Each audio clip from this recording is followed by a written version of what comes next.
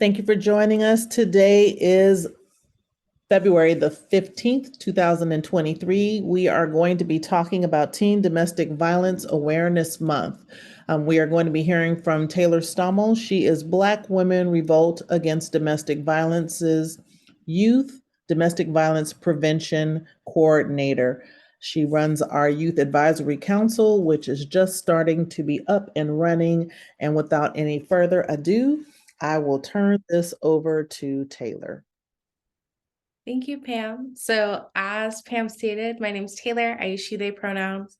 I am the Youth DV Prevention Coordinator with Black Women Revolt Against Domestic Violence. And as we are here, I use DV because sometimes we're talking about domestic violence, but specifically I want to talk to you about teen dating violence. So February is actually Teen Dating Violence Awareness Month.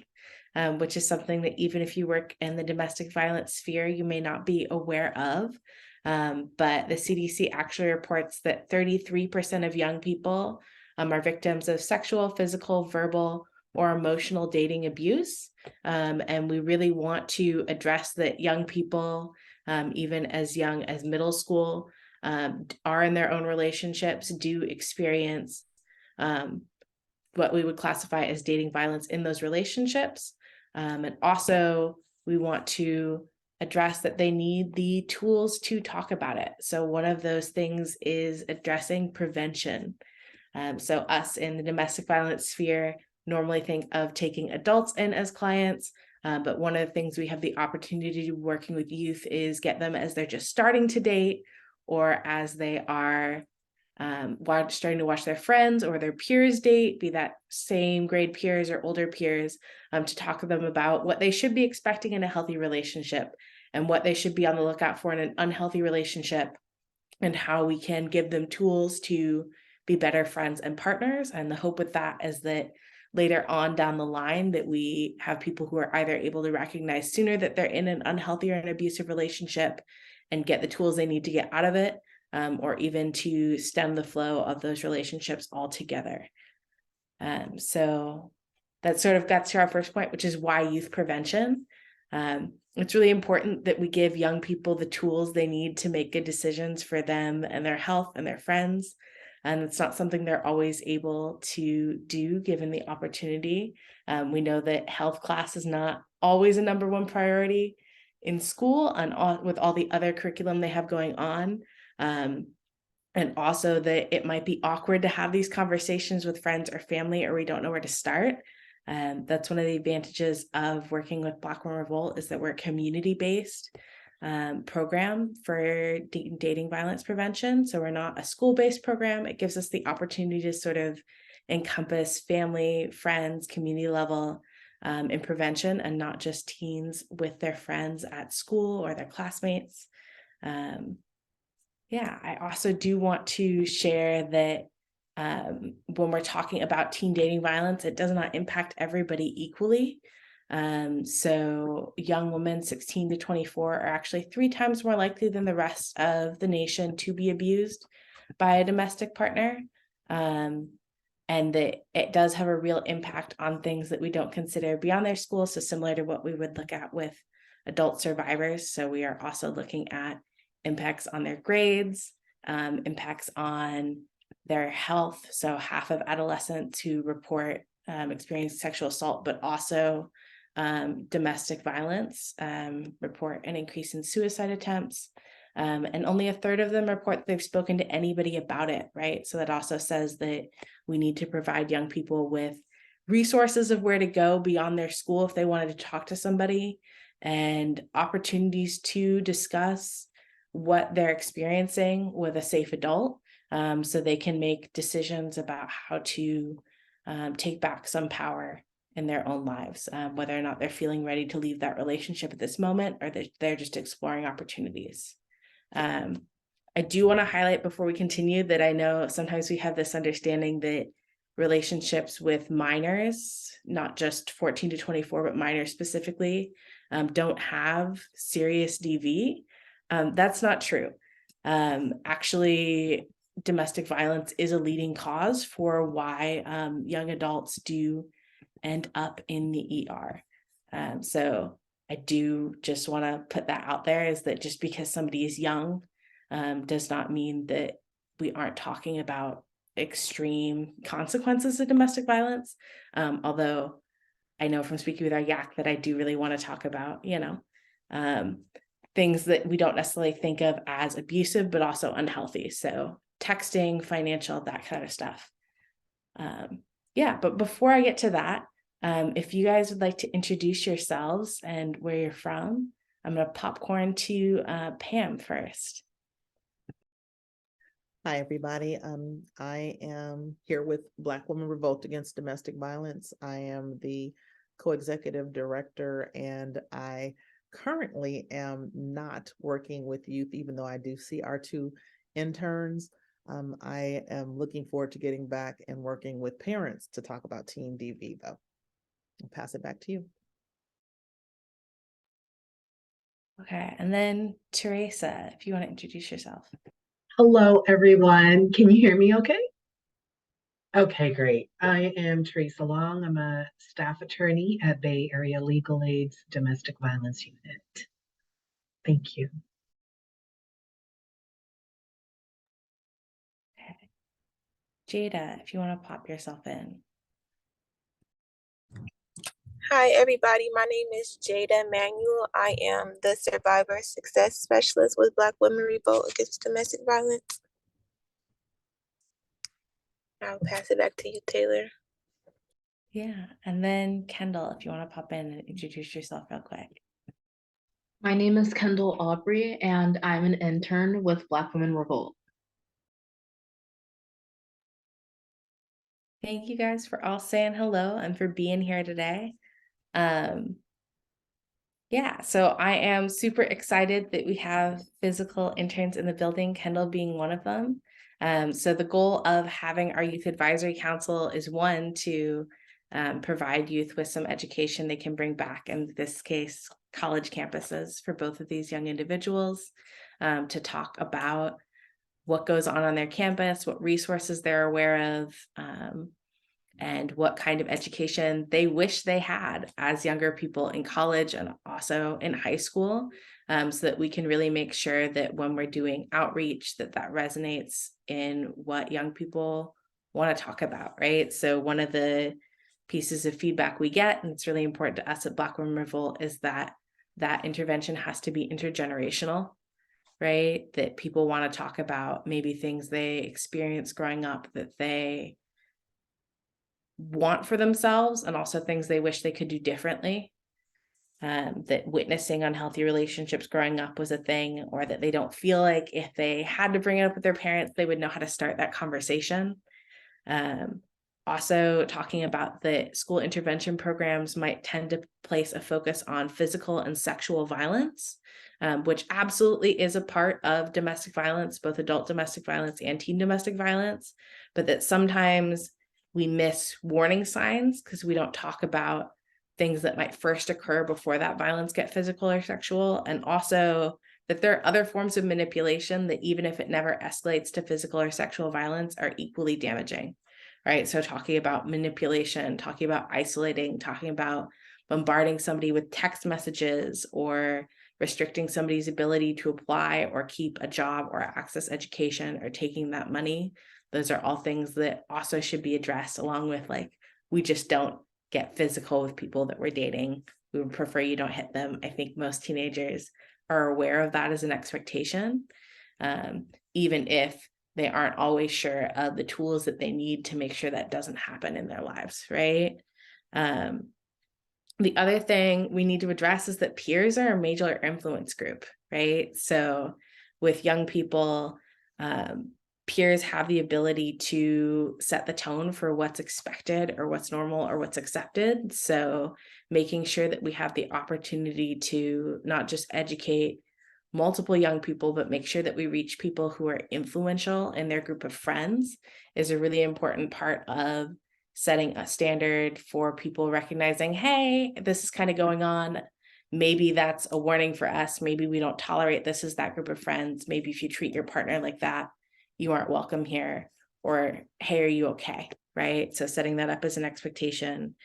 And then also talking about the impact of witnessing teen DV, even if you're not in that relationship, in a school environment or a family environment or setting. So knowing that whether it be teachers, administrators, coaches, or other adults in your life are missing it, talking about how important it is to address the impact of that, not only on the teens in that situation, whether someone's inflicting violence or experiencing violence, but also on their friends who are watching to see how the other people handle it, and whether that's going to be addressed. So specifically with our Youth Advisory Council, we have the opportunity to invite young people who are 14 to 24 to partake in a prevention program. So Kendall being one of those interns.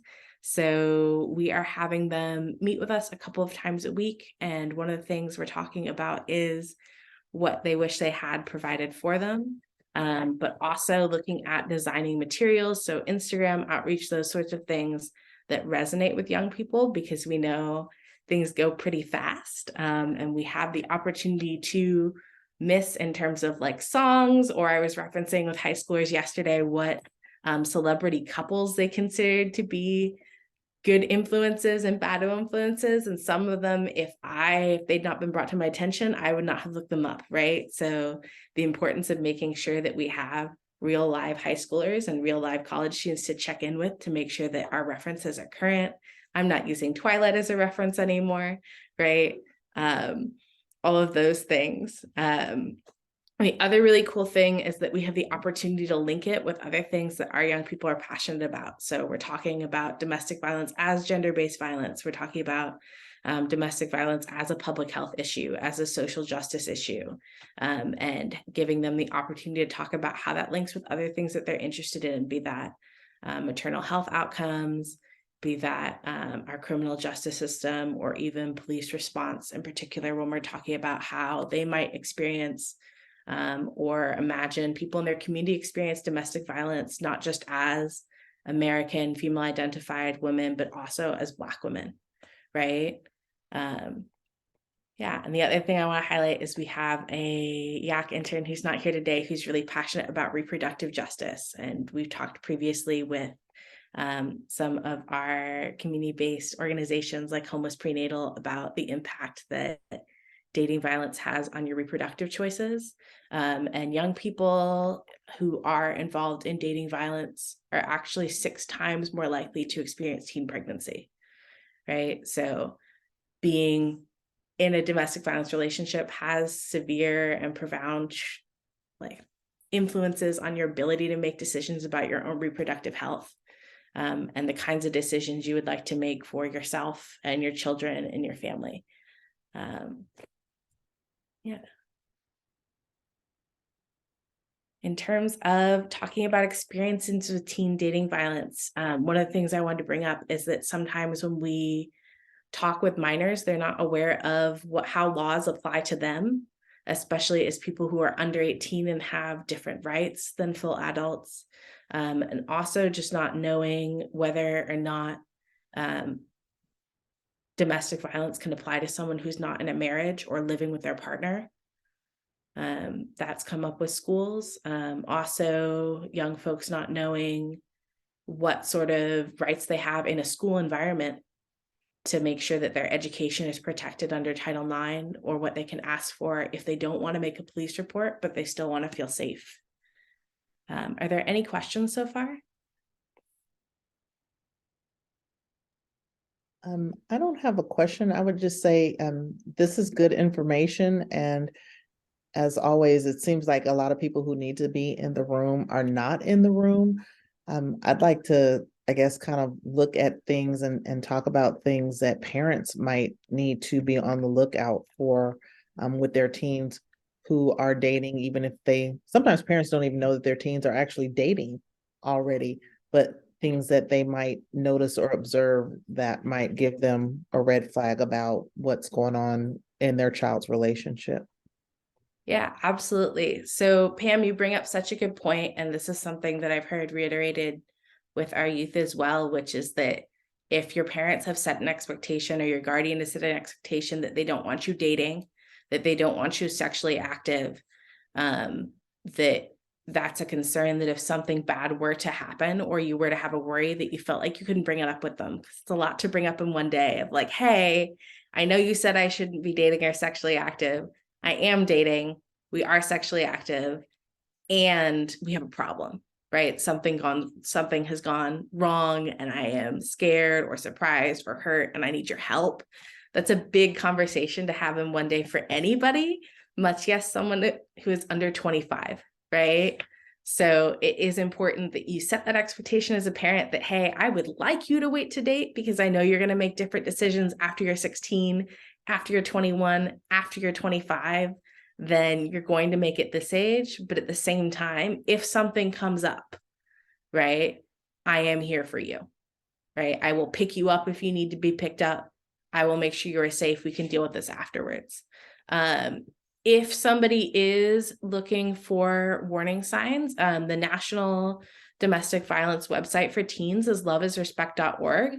So some of the things they say that you should look out for with young people is if someone is checking their phone, email, or social media accounts and they seem worried that someone's going to get upset if they don't respond in a certain amount of time, or you're noticing your young person is getting bombarded with messages or even being asked to send a photo, like, hey, if their partner's like, send a photo with a peace sign to prove to me that you really are where you are. If someone is, obviously, I think the one for parents is decreased grades, but if they are with someone who puts them down frequently, has isolated them from their friends or their family, or even clubs or activities they used to enjoy, if there's extreme jealousy or insecurity, if you're noticing sort of outbursts on the part of your child, like with their partner, or you're noticing really extreme mood swings or temper with your child, if they're isolating themselves in their home and they always used to be like, get home, say hi to you, sit at the dinner table, any form of physical harm, which you might notice if a young person used to wear, a lot of spaghetti straps and lower cut shirts or short tops, and you're noticing they're covering their neck all the way down to their arms, even when it's not weather appropriate, that's something to look out for. And also the inverse, if someone totally changes how they dress for their partner, they might be controlled. And also if your young person reports that they feel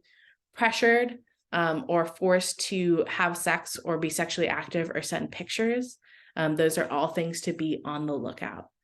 Are there any additional ones you wanted to add, Pam?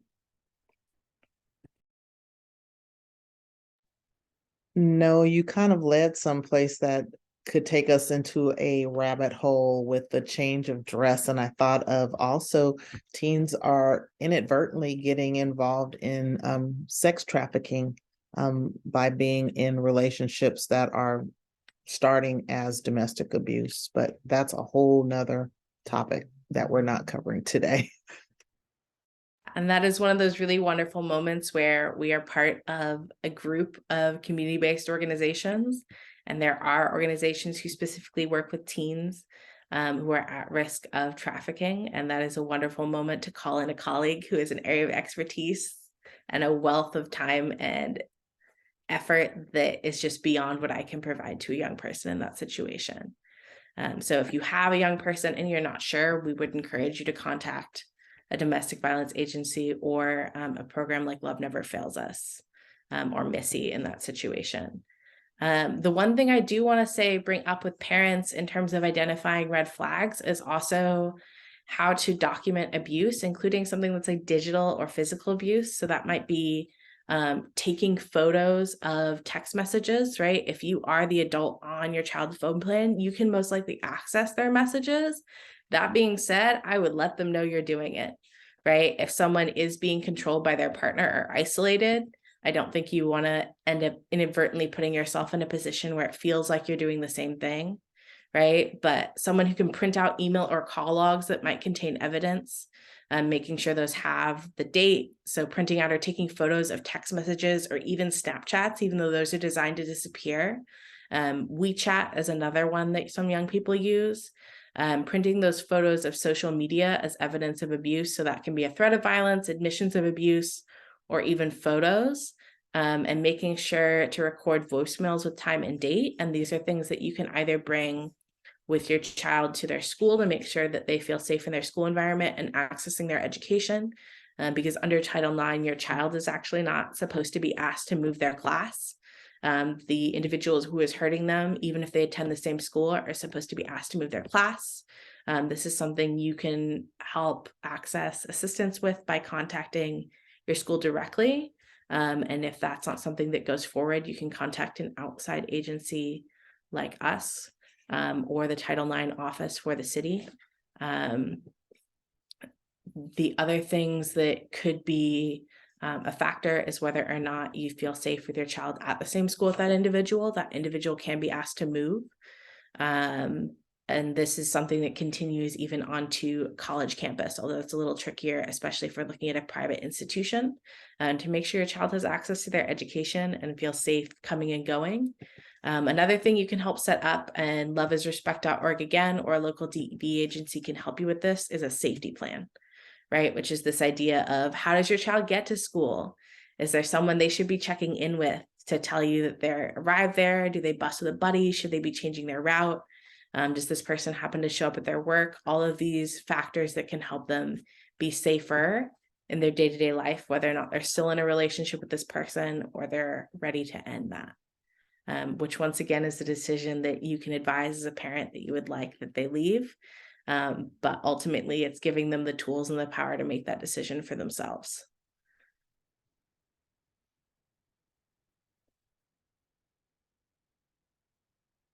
Wow. That was a lot in a short period of time. A lot of great things to think about as well. I think probably should see if anyone else has some questions or thoughts around anything that they've heard. And I don't know if everybody is actually working with teens, but even if you're working with adults who have children, it's definitely important information to have. I don't have a question, but I did want to just say that, Taylor, I liked how you talked about how it's important for like parents to give room to their kids who they don't want to be sexually active or dating, but letting them know that it's okay for you to come talk to me, because by just saying like, oh, I don't want you to date, or I don't want you to be sexually active, it makes them like afraid to be open, and like when stuff go wrong, they don't feel comfortable to talk to their parents. So I think that you made a really good point by bringing that up.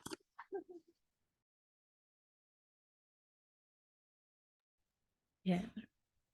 Yeah, good point, Jada. I was thinking when I was growing up, granted, I'm older, this is a whole new generation of young folks, but, I used to be told things like my uncle would say, you're not going to date until you're married. And I was like, how does one get married if you've never dated?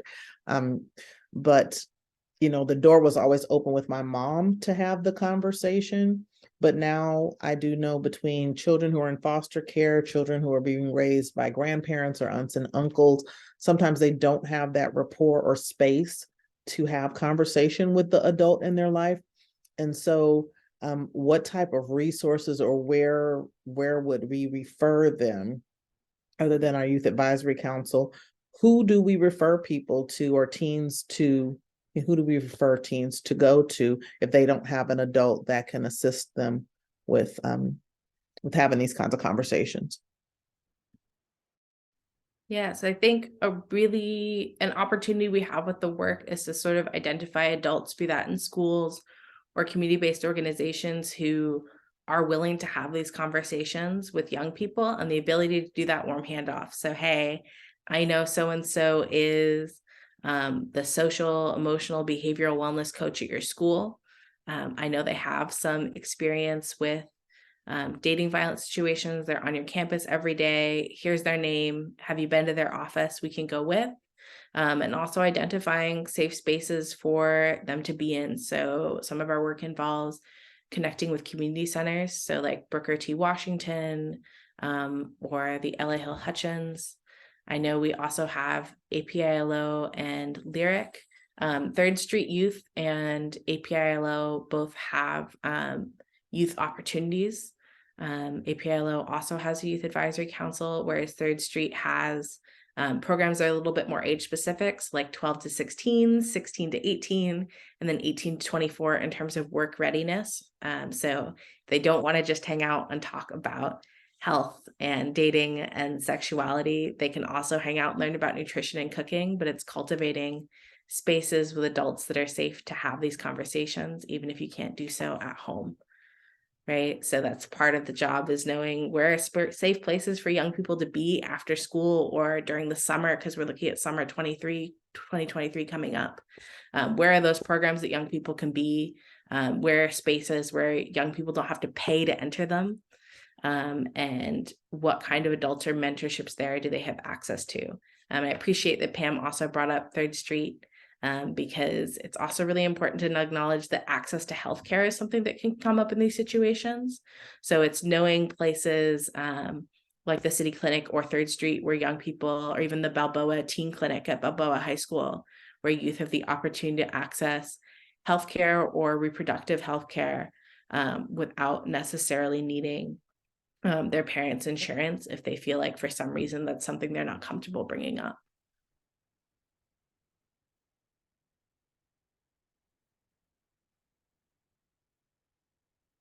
Yeah, the other thing I want to bring up is just that the young people in your life might be testing the waters. So some people bring up a situation of, oh, this happened with my friend, right? And they'll describe a situation that you're like, oh, that's deep. It might have happened to their friend. It might be happening to them. And either way, it's important to treat it with that same sort of gravity, rather than just like, that happens to other people and we aren't going to get involved.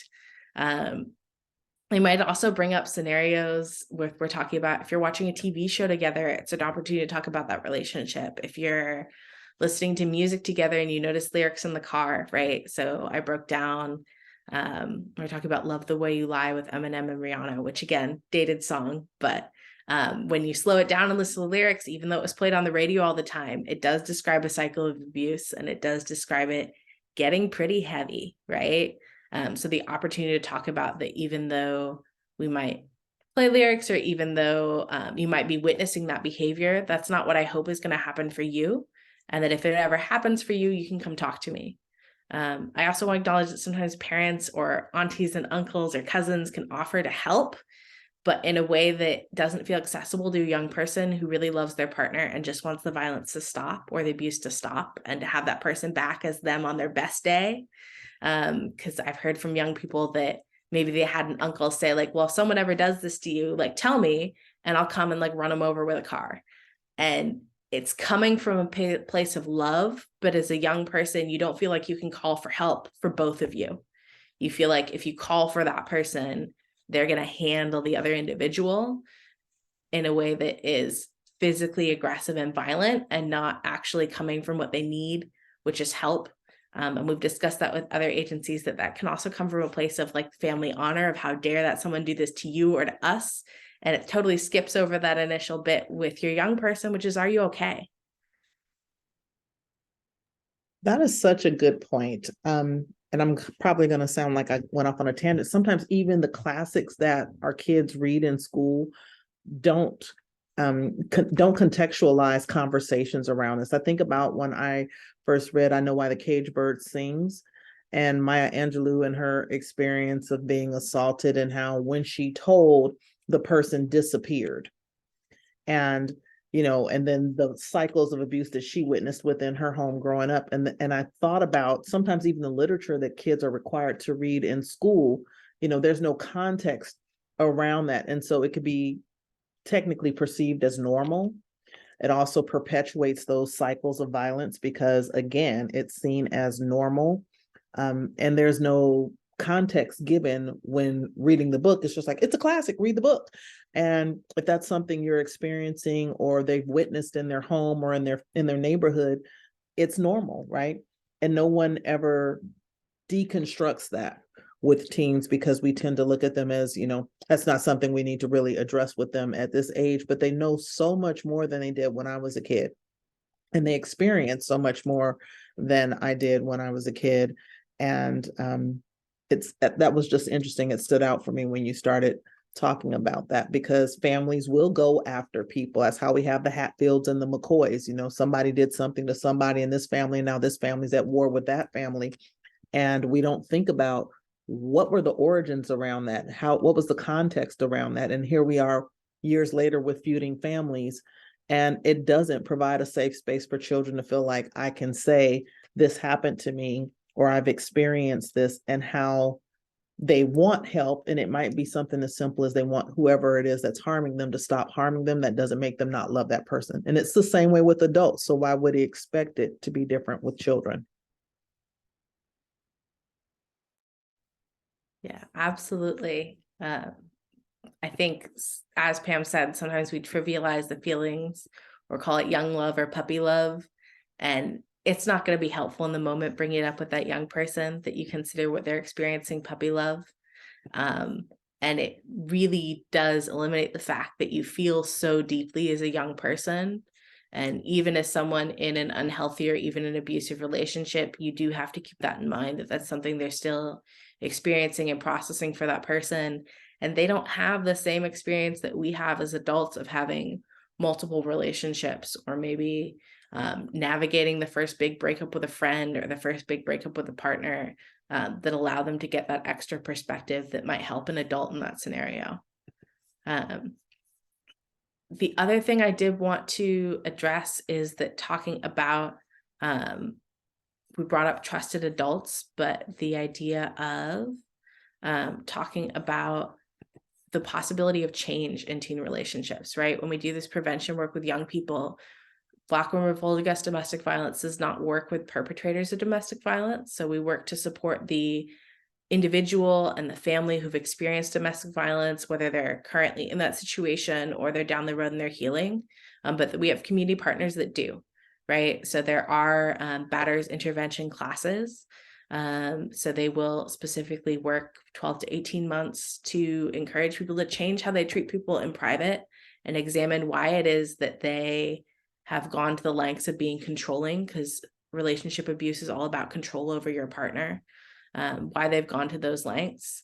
But also, when we are working with young people, there are organizations that work with individuals, whether or not they've already had experience with the court or criminal justice system or not, in the hope that they can change those patterns for the future. I think that's a really wonderful thing about working in youth prevention, is that you have to believe that both individuals in that situation have the possibility to change, whether or not that changes together, but certainly that they both have the ability to go forward with knowledge to make better decisions for themselves, and empowered with that information on how to be a better partner today and in the future. Yeah, so one of the ways we teach youth about that is that we don't just go in and talk about domestic violence, and domestic violence is bad and dating violence is bad and this is what it looks like.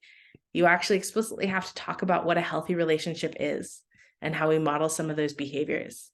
So I think it's really important to get the opportunity to come in and talk about, well, we talk about healthy relationships being mutually respectful, that they are consensual, right? That we have boundaries, that we spend quality time together, but not just listing those things, but asking young people, what does that look like, right? In a healthy relationship, what does that sound like? How do they speak to each other, right? What might you see in a healthy relationship, right? How does it feel to be in a healthy relationship?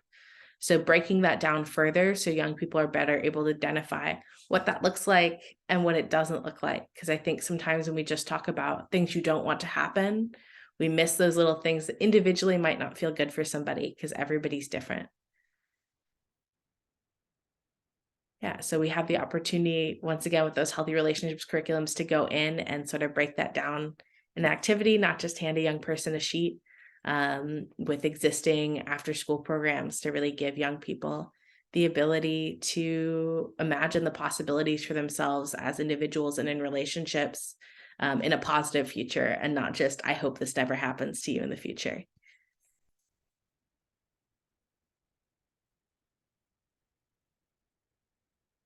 And then the other thing I do want to highlight, as long as we are here, is that we have a healthy relationship pledge that we are going to be using going forward, just to encourage young people to highlight their commitment to themselves and to their current and future partners, about what kind of partner they want to be, right?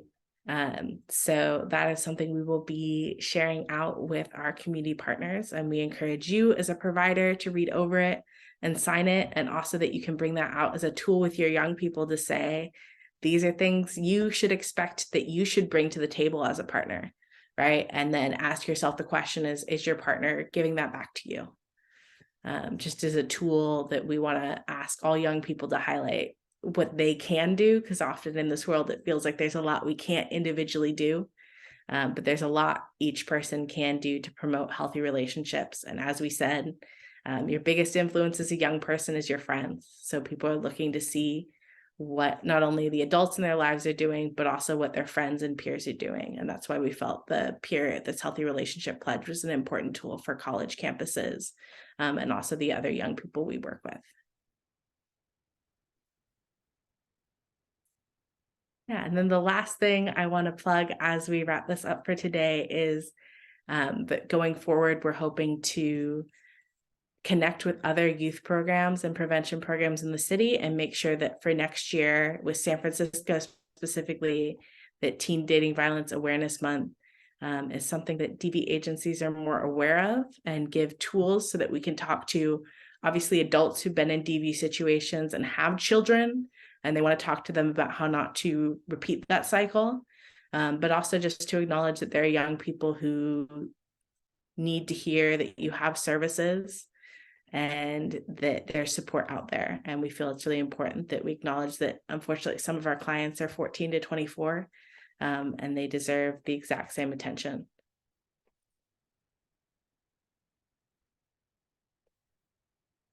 Are there any questions?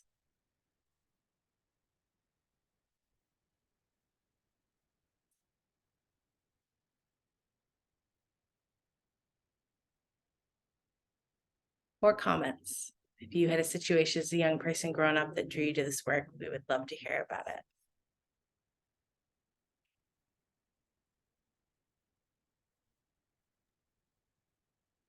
I will say you gave a lot of information in a very short period of time, but I thought this was wonderful to hear about some of the new things that you're working on and community partnerships. And I'm sure we'll make those things available to our community partners and make sure Bay Area Legal and of course all the other orgs from San Francisco Domestic Violence Consortium gets a hold of this information as well. I thought it was very informative, and thank you for the time and effort and research that you put into it, I can tell. Yeah, well, thank you for giving me the opportunity to sort of spiel on my passion, which is obviously youth prevention.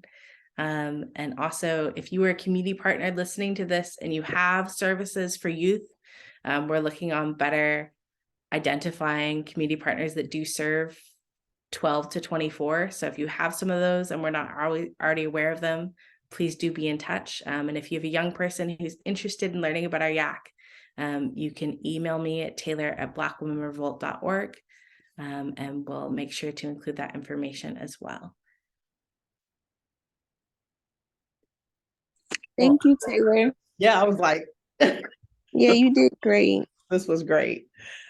This was recorded, and so we will definitely share it out with community partners. And we hope next year, we were planning to try and do a coordinated teen domestic violence activity. So we're looking for partners next year. We'd like to do something in person and incorporate youth on a Saturday. So if you are interested or know any other community orgs that are interested, please, please, please contact Taylor.